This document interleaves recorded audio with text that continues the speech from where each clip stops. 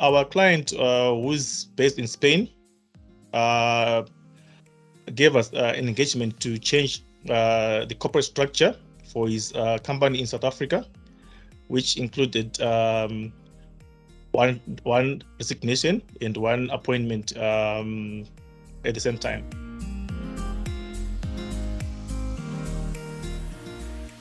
Yeah, it's not very difficult. It's just like any other change in corporate structure. I think it has to be sanctioned by the board via a board resolution.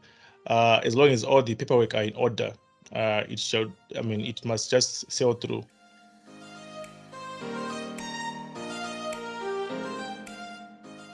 Yes, yeah. So I mentioned a form which the incoming director should sign, which is called an acceptance form.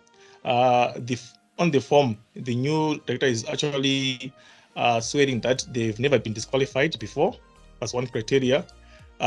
So in other words, the incoming director should qualify to be a director by not having a negative police report, a negative credit report, and also by not having been disqualified before as a director in other companies.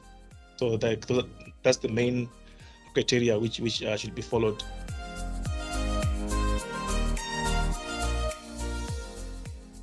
Okay, so first and foremost, like I said, it has to be authorized by the shareholders via a shareholders resolution. So that's the most important document. The outgoing director must also write a letter of resignation.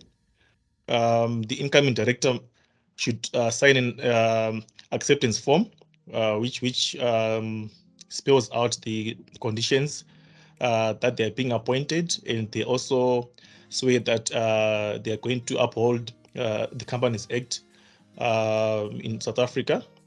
Another document which is also required is a mandate from the client giving authority to Healy Consultants to make changes on the CIPC.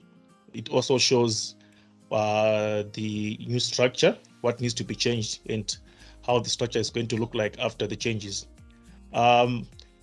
Then also there's need for notarized copies of passports and IDs which have been notarized within the past 3 months. So in a nutshell, those are the most important documents which are required in South Africa.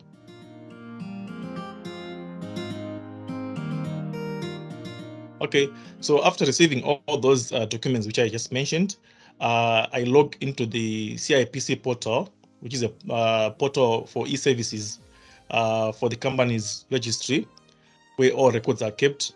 So I go ahead and make the necessary changes, add the new director on the portal, and also resign the outgoing director on the portal.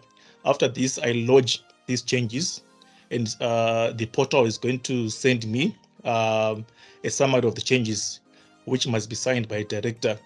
Then, upon receipt of the signed COR 39 form, I then upload all those other documents together with the COR 39 form, and within 5 working days, the CIPC will send an acknowledgement showing the new structure and also showing who has been resigned, who has been appointed.